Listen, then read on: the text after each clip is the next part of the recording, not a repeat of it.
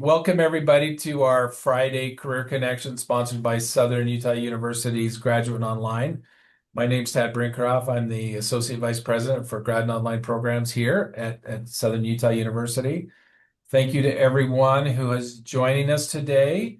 As a reminder, the goal of our podcast, our weekly podcast, is to really bring in experts who have had successful careers and let them share their story as well as give advice and give us some insights into the industry that they've been working in, as well as answer questions from you that are participating. So, just a reminder, we do snap polls from time to time.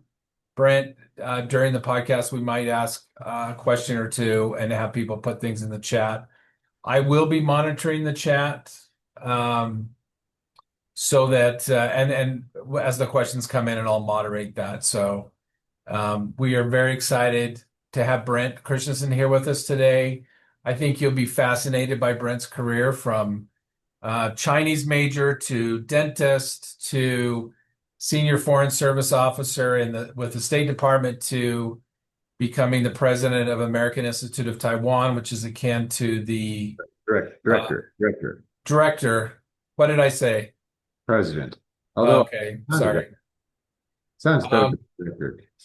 but akin to the ambassador's role, and he'll explain more about that. Brent has an interesting connection to SUU. He didn't graduate from SUU, but his brother was a professor here, Bryce Christensen. Some of you might know Bryce. You may have he's since passed away, but Bryce was a well-respected and loved professor here in the English department at Southern Utah University. Did anybody here have a class from Bryce when he was a professor here? Okay. I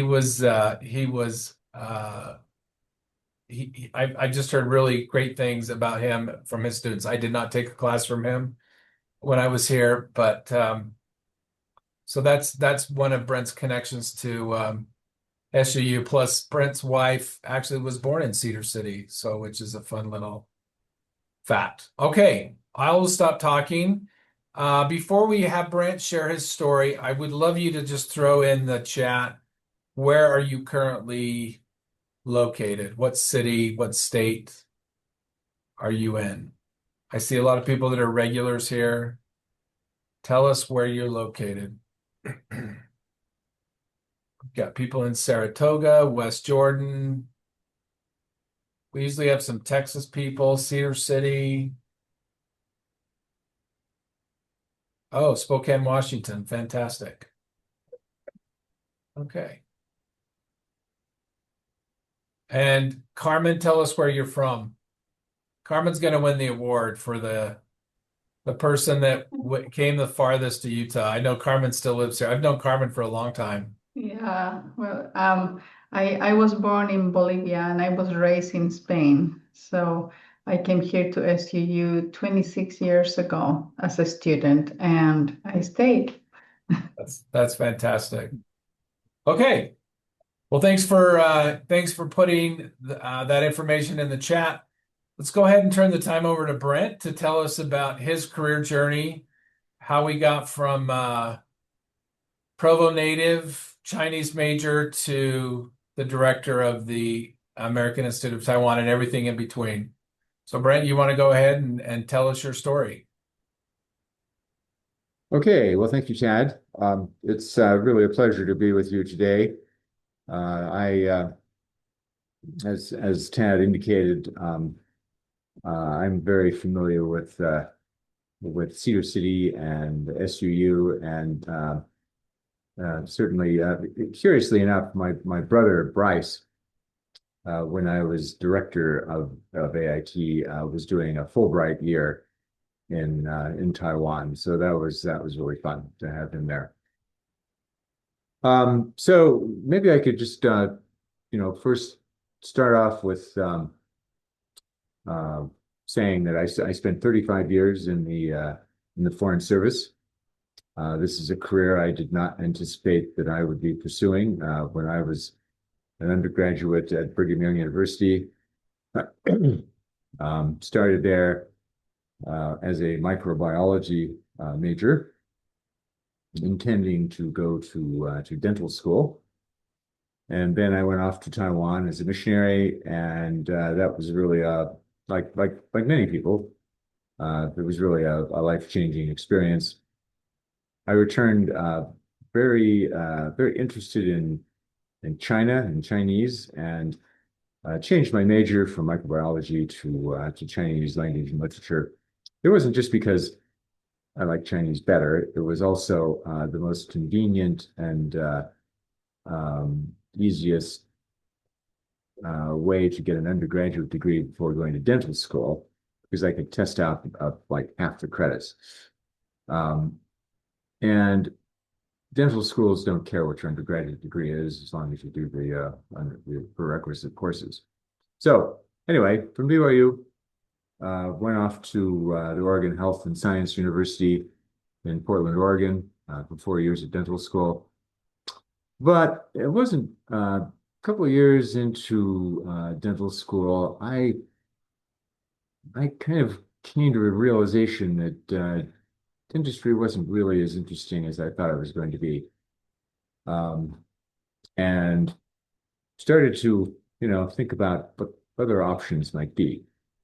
But anyway, after graduating from dental school, I went off to become an Air Force dental officer for 4 years at Bowling Air Force Base, which was a kind of a serendipitous location for me to pursue other options. While I was there, I completed a master's degree in East Asian Studies at George Washington University, and more importantly, took the Foreign Service exam. Uh, at the suggestion of a friend who, we went to take the test together. I passed, he didn't. And so after I completed my 4 years in the Air Force, I joined the Foreign Service as an economics officer. And curiously enough, my first assignment was to Taiwan, where I served as a visa officer. Now, being a visa officer means you're sort of in a real visa mill, we used to call them, as Taiwan was at the time. It was like being on an assembly line. I found it very tedious doing visa interviews all day. So when the Air Force health professions recruiter called me up one day in an attempt to persuade me to go back to the Air Force Dental Corps, I was sorely tempted. But he had only really one offer. He wanted me to go to the Philippines, which didn't seem like a better option for me at the time. And thankfully, I didn't pursue that because soon thereafter, the Philippines had they had a volcanic eruption, Mount Pinatubo, and then a couple of big typhoons came through, covered Clark Air Force Base's airfields with a foot of ash and mud, and they ended up closing the base. Anyway, didn't go in that direction just as well, because following the consular assignment, uh, I had an opportunity to go to Beijing, which was really where I was so very keen to go. This was a couple of years after the Tiananmen incident, and um, so our relationship was pretty tense at the time. But thankfully, I was covering civil aviation, which was an area where the relationship was quite active, and I was always able to get meetings when other people couldn't. But anyway, we had a great experience there. Beijing in 1991. I hadn't really, I don't know, many of you perhaps have been to Beijing, and you would remember it as being a really modern, modern city with huge kind of iconic structures like the CCTV building.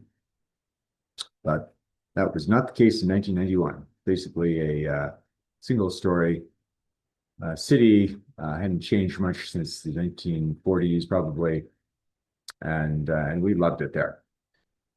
So Anyway, after that, went back to Washington for a few years. Oh, I should mention actually, while I was in Beijing, there were no Western trained dentists in town.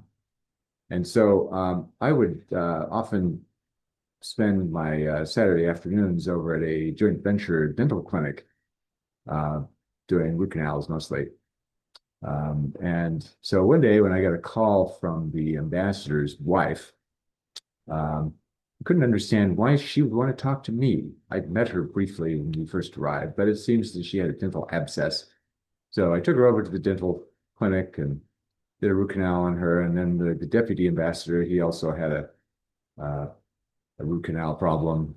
Um, this was before I was a tenured dental or the tenured foreign service officer. So that could have gone seriously wrong. And but I was very good at root canals, so that was not a real problem. And the deputy ambassador later, who served um, in a decision-making position back in the State Department, was able to get me my really terrific onward assignment to Hong Kong, which was another great experience. We were there right during the handover from 96 to 2000. So we really, that was another uh, really fortunate series of circumstances that allowed us to go there. Um, so after Hong Kong, I thought maybe we'd try something different outside of Greater China. Um, there were opportunities to go back to Beijing, but we decided we were looking at Singapore or maybe Thailand. But then the State Department called with an offer to go to South Africa, which is a little outside our you know usual Asia-centric focus, but that was really a great experience. But because at the time, I was the environment science, technology, and health officer, which meant I covered I represented a lot of different technical agencies in Washington, including HHS, EPA, and other organizations like that. Um, and at the time, South Africa was suffering from the HIV/AIDS epidemic, where literally a quarter of the adult population was infected with HIV. And the the president, Thabo Mbeki, was something of an AIDS a skeptic who he um, doubted the science or the epidemiology behind HIV/AIDS.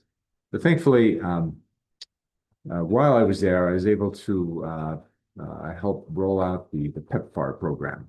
If you've never heard of the PEPFAR program, it's called the President's Emergency Program for AIDS Relief. It was something that George W. Bush, I don't think, gets enough credit for because it literally has saved millions of lives. So anyway, that was really a good experience. And then, but for family reasons, we decided that we after 2 years was enough in South Africa, and we had an opportunity to go back to Beijing, where I studied Chinese for a year, which was a lot of fun, and then became an economics officer, but essentially was serving as the representative for the U.S. Treasury, and in that role was designated as the deputy to the special envoy from the U.S.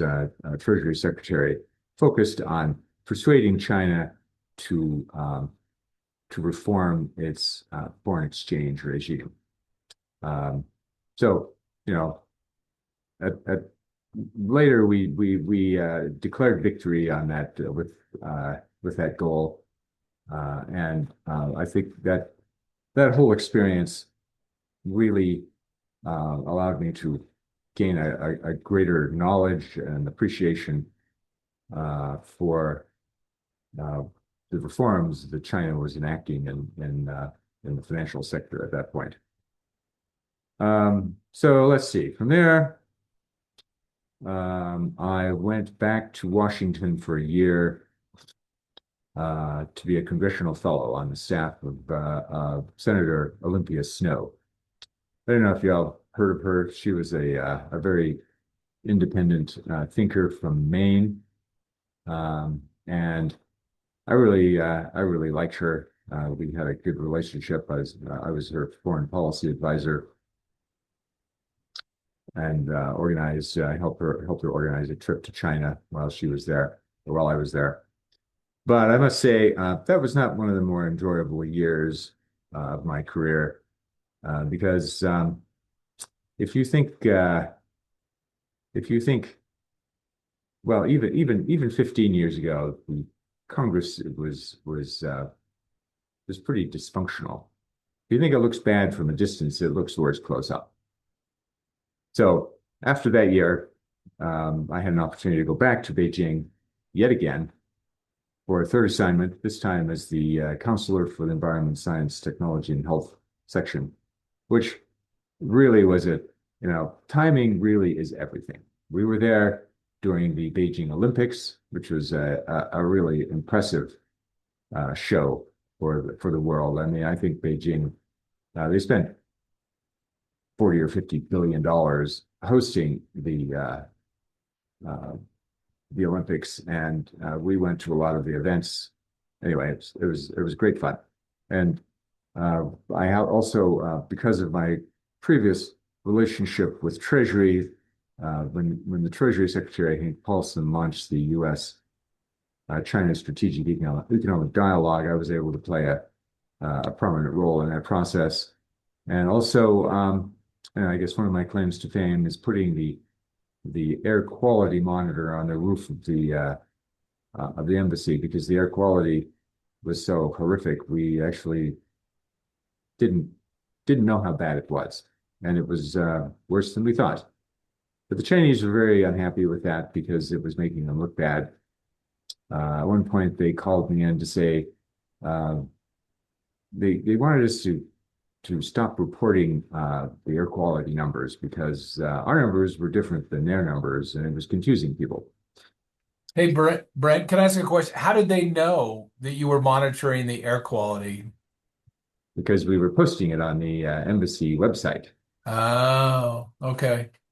Hey, can you give us a little insight into how all these different foreign assignments are made and how you could influence those decisions? Ah, well, it is a little bit of a crapshoot, to be honest.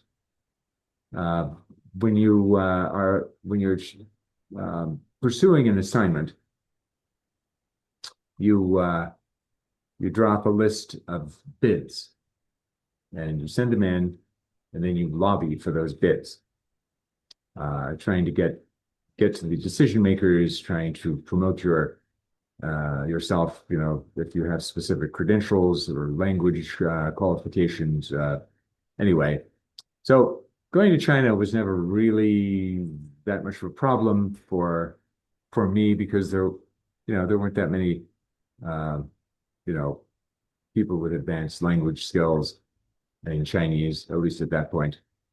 And as is always the case, a lot of it has to do with who you know and if they know you. Um, and if you have an opportunity to do a root canal on a decision maker, as long as that root canal goes well, that can help too. Interesting. So what was your strategy in connecting with the right people? Did you have a specific strategy in making that network work for you? Well, um, it was important to know who they were. That was not always clear, but it was for an embassy, usually it was the deputy chief of mission. Also, there's usually the deputy on the regional desk. But if you could get someone to weigh in for you, for example, when I was pursuing the AIT director job, I was able to get John Huntsman to send a note to the undersecretary for political affairs at the State Department, and also to the deputy secretary himself, who chairs the committee that makes those decisions. you can get that kind of access, that's very helpful. Yeah. Well, I think you're super credible, so it's easy to ask for those kinds of recommendations.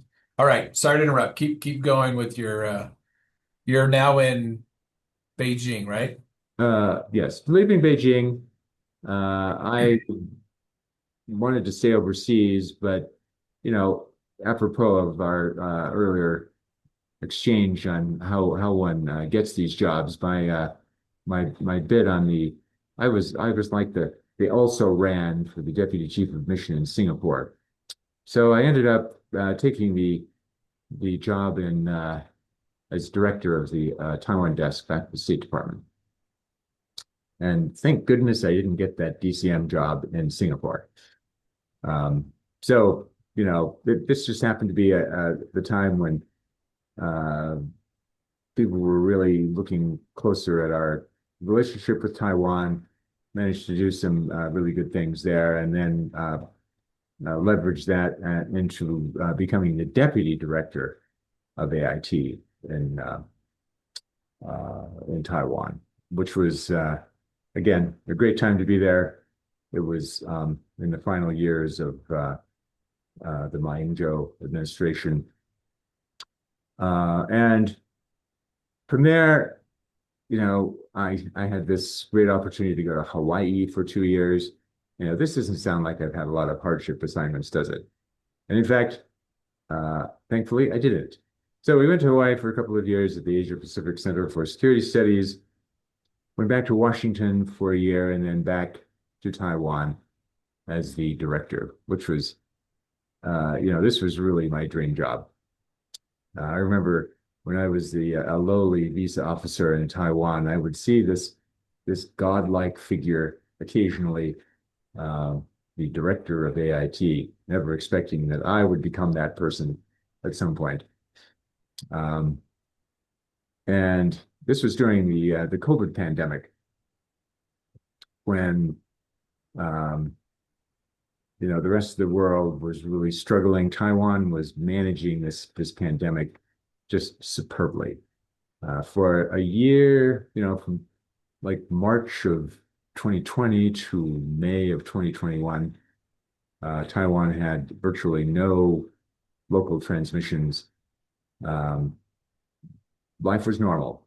No one was wearing masks. No one was worried about becoming infected. That changed in 2020 in May of 2021, unfortunately, when one of the pilots had special arrangements for aircraft for airline pilots, he broke the protocol, and the then a lot of infections started occurring, and Taiwan was really getting desperate for vaccines. And thankfully, we were able to get some for Taiwan. At the time, the Biden administration was not sharing vaccine outside of the U.S., but we were able to get 2.5 million doses of the Moderna vaccine at a really critical time for Taiwan. So Brent, we've got a question in the chat was asking about how were you like you when you were in the civil aviation, you were able to get things done that others couldn't. And this is a great example of, I think, where you're a problem solver. But how were you able to do that? How were you able to cut through the bureaucracy and make things happen in a different culture than maybe your native culture? Um, well, I had a really good relationship with the Taiwan health minister, who, curiously enough, was a dentist. We had that kind of common ground, and uh, and I was also able to, Alex Azar, the HHS secretary, came out to uh, to Taiwan, and having a connection with him and his staff, I think, also helped us break through the bureaucracy to get those vaccines for Taiwan. I mean, ultimately, as you all know, and it's especially true in Asia, those personal connections are really critical. And I'm assuming your language skills made a big difference too. Yes. Well, if you can communicate with someone in their own language, uh, that was important. The health minister did not speak English very well. Yeah. Okay. Excellent. Anyway, Uh, just to finish, after leaving Taiwan, went back to Hawaii for another year, and then I was going to retire, but the State Department asked me to fill in after Sully Sullenberger bailed on uh, the ambassador to ICAO position.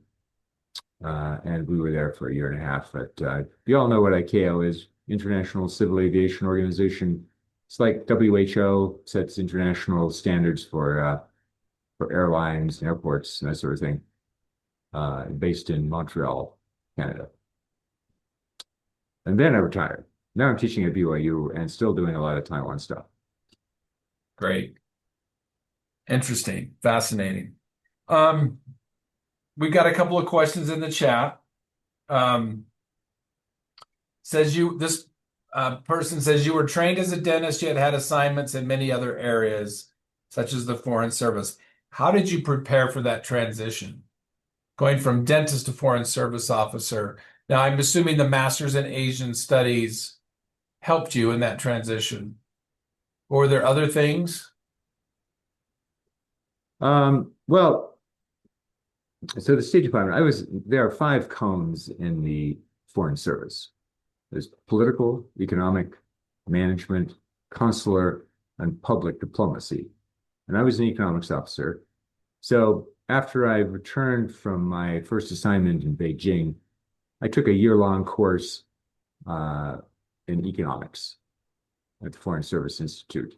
I already had some basis for that cone and having taken these courses at George Washington University in economics, but that really helped me become a lot more. This was a course that was kind of at a graduate level um, training in economics, and I think that allowed me to really, you know, uh, understand and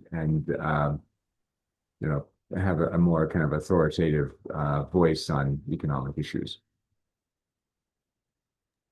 Great. And then, of course, the environment, science, technology, and health category was sort of a uh, subspecialty of economics, and I ended up spending a good bit of time working on those issues, where coincidentally the dental degree uh, proved to be fairly helpful. And did I mention that root canal I did for the deputy chief of mission in Beijing? So your dental degree wasn't wasted, obviously. No, no, it wasn't. Although I think if you're planning to join the foreign service, you probably should skip that step. So Brent, what advice would you give someone who was looking to join the Foreign Service, someone who's just starting out in their career? How different is the State Department now than it was during your time there? Or what advice would you give someone who just wants to work internationally in general? How would you advise them to approach that? Hmm, good question. The foreign service, of course, is open to anyone who can pass the test. Of course, you do get extra points for being able to speak a hard language like Chinese or Russian or Arabic. But I think it's also true that you need to as you approach some sort of an international career, that you have more than just language, because language is important, but it's not enough. You have to be able to have kind of a regional, um, uh, not just familiarity, but expertise, understand the way the culture operates. And I think more than anything else, You have to have, really good interpersonal skills so you can make those personal connections that are so very important in many countries around the world. It's true in the United States, but it's more important in particularly places like Asia. Agreed. All right. Um, Someone asked about how Taiwan successfully navigated COVID. What did they do differently than the rest of the world? Well, for one thing, uh, Taiwan, as you perhaps know, was the first place to detect the problem. You know, Taiwan had suffered from SARS. Remember the SARS epidemic back in 2002, 2003, Oh yeah. which was also a coronavirus, curiously enough, but and also came from China. So when they were hearing reports of this very infectious respiratory illness coming out of Wuhan, Taiwan actually sent people to China to kind of check it out. And although they didn't get absolute verification, what they were hearing, they heard enough to know that there was something bad coming out of Wuhan, and they needed to shut down the borders. So Taiwan, in well before the rest of the world, shut down the borders and established a very rigorous quarantine program.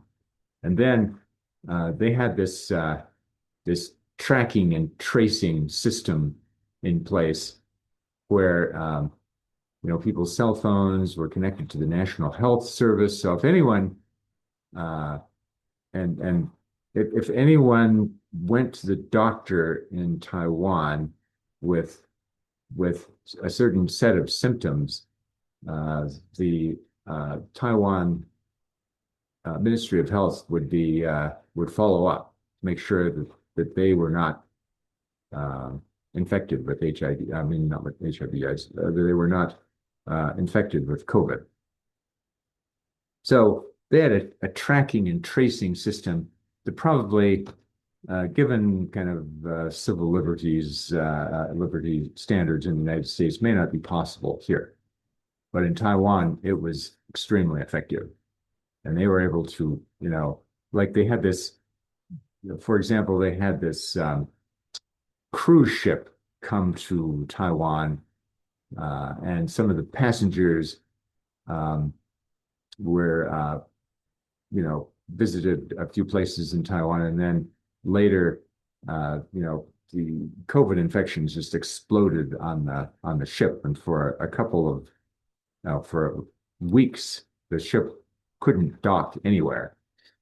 But Taiwan was able to identify where these tour groups had visited and were able to contact using cell phone data anyone who had been in that area at that time to alert them to the possibility that they may have become infected.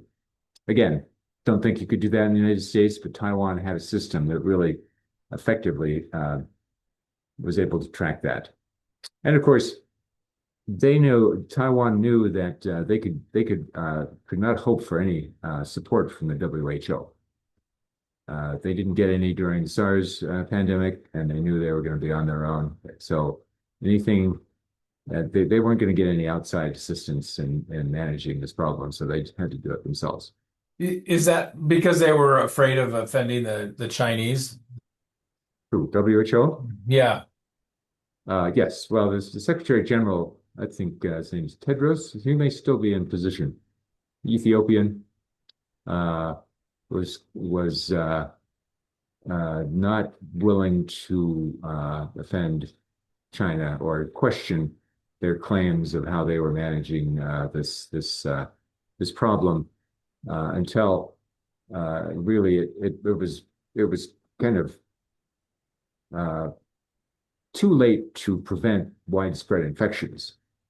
I mean, China was uniquely irresponsible in their failing to do something about this pandemic before the Chinese New Year, when literally millions of Chinese tourists, scattered all over the world, taking the COVID virus with them.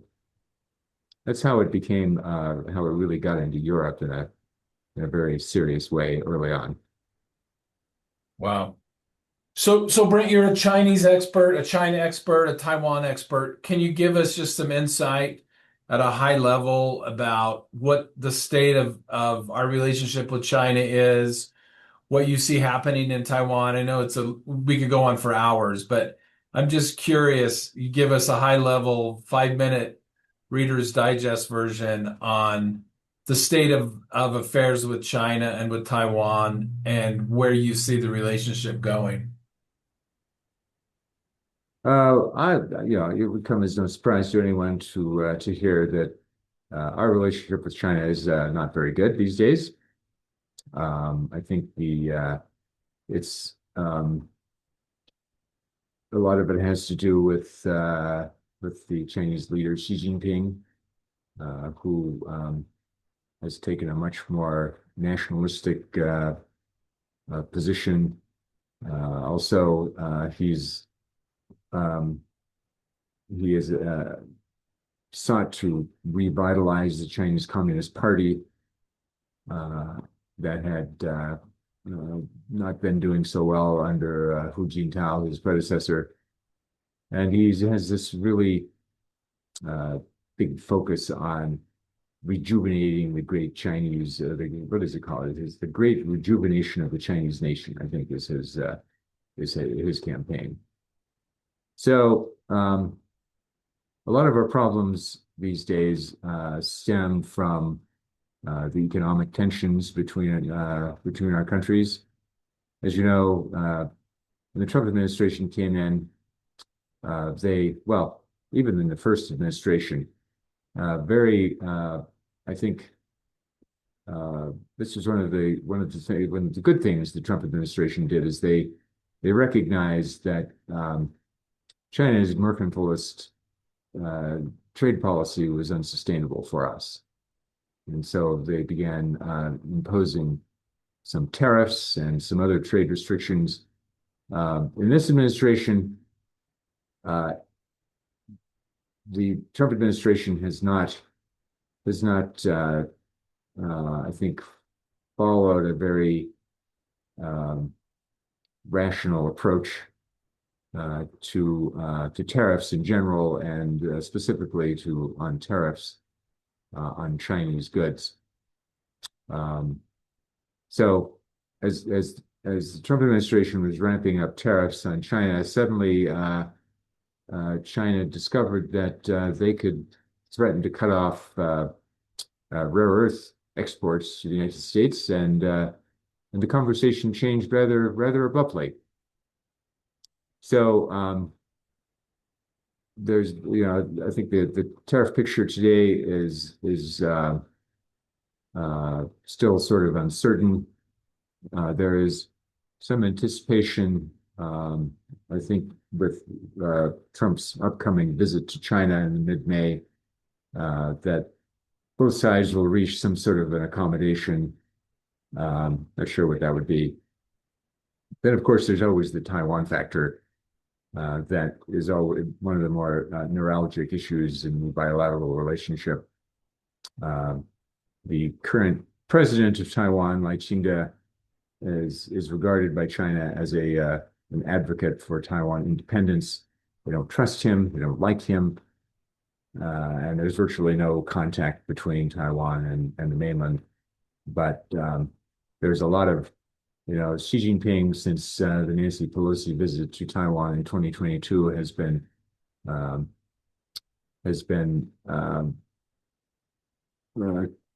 directing military exercises around Taiwan ever since.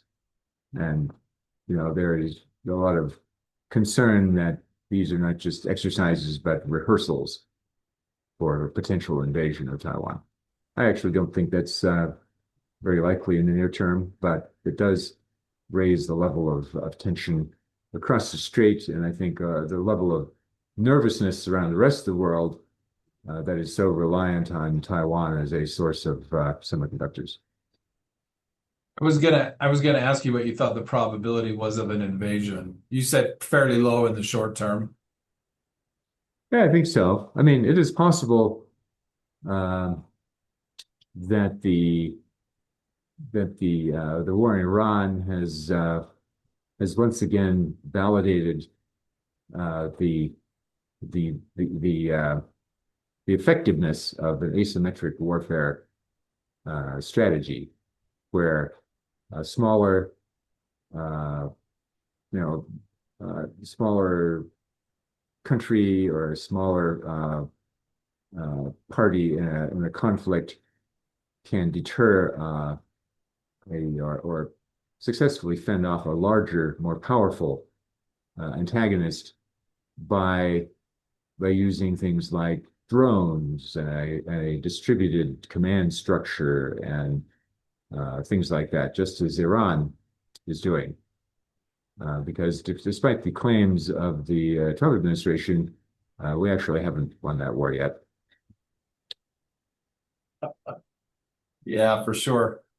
We've got about 6 or 7 minutes left. Any questions for Brent? I've got a few more questions, but I want to make sure that everyone is able to ask questions either about his career in the Foreign Service, his pivots, or anything related to our Chinese Taiwanese relationship or what's currently going on in there. You go to China still frequently, right? You'll be over there in the near future. Um, yes, I'm going to Taiwan in mid-May and take a side trip into China from there. Great. Anybody want to come off mute or put something in the chat? Give him a minute. Oh, here comes Jonathan. I was starting to put something in the chat, so but then you asked if I wanted to come off mute. Um, I wanted to ask if you saw any like organizational differences, structures in how they ran their businesses, in your interactions. Was it different than how we do here in the Western culture? Are we talking about Taiwan? Taiwan or Asian as in general, just was there a way or a different way of doing business than you would see traditionally here? Um, well, in Taiwan, and I think it's true in other places in Asia, a lot of these businesses started as family businesses, and even if they become relatively large, they're still kind of like family businesses. So a lot of the leadership of Taiwan corporations are kind of related or have those kinds of connections. A lot of it has to do with guanxi. You're familiar with the concept of guanxi? Guanxi is a Chinese expression meaning relationships. So if you you may have a contract, but if you don't have good guanxi, that relationship is not going to go well. So guanxi really matters. That's uh, why uh, you know Taiwan and Chinese companies try to establish close personal relationships between key players in both of the respective companies, so that if problems arise, they can work it out without involving a lawyer, for example. Okay. Brent, what would you say? I know people like you mentioned you were in China in the 90s. China's progressed so fast. I've talked to people that have been over there and just say they were blown away by even the last 5 years, how much China's progressed. Some say that China's beating us in the AI race. What would you say is the key to that really unprecedented economic success? Well, I would say Deng Xiaoping's vision uh, for China's economic um, development really made all the difference. But Um, in terms of Taiwan's, or rather, in terms of China's economic development, a lot of it had to do with bringing in foreign investment. This, of course, um, was part of Deng Xiaoping's development strategy, bringing in a lot of foreign investment with technology transfer and a lot of joint ventures. But I think people don't, I think, properly appreciate how important it was for uh, that Taiwan also was part of that, because by the late 80s, 90s, Taiwan was facing the so-called middle income trap, where uh, their labor-intensive industries were no longer very competitive. But when China opened up, suddenly that was uh, a new opportunity for Taiwan, and a lot of Taiwanese companies took their um, low-end manufacturing to China and focused more on higher end, higher value products in Taiwan. But in the mainland, they not only brought in manufacturing expertise, but management expertise. I don't think China's export-led growth could have happened or wouldn't have happened as quickly without Taiwan bringing all of that expertise into the country. Interesting. All right, last question. Anything you do differently in your career? Ah, well, I think I probably wouldn't go to dental school first. Um, that I spent, 4 years at dental school, 4 years in the Air Force. There are certain opportunity costs from being from spending 8 years in a profession that you're not ultimately going to pursue later on. But I think I would also suggest that uh, we do need to have some flexibility in your skill set, because we all know that this is a very dynamic job market these days, particularly as we see how AI can do a lot of work that people, even highly skilled, computer coders and people like that, were once doing. So, um, anyway, I guess that's where I would suggest that I don't necessarily regret the dental school experience, but if you're going to be a foreign service officer, that's not necessarily the best route. Yeah. Well, I think careers are periods of exploration, right? So we have to move forward and pivot as we go. So I think you're a great example of someone who pivoted well.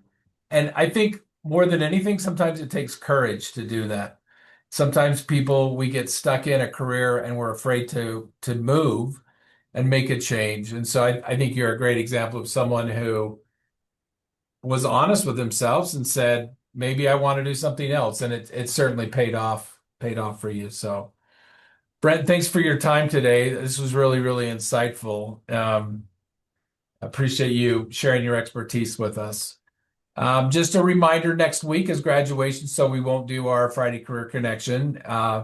If you're in the area or if you're going to be around, we hope you'll join us. We are hosting a graduation reception for our Grad Online students Thursday, the 23rd at 3:30 in the Starlight Room. So if you're here on campus, stop by and say hello, and we'd love to see you. And then we'll see you again on May 3rd, Friday, May 3rd. Thanks again for joining us, and everyone have a great weekend. Okay, thank you very much. See you, Brent. Bye-bye.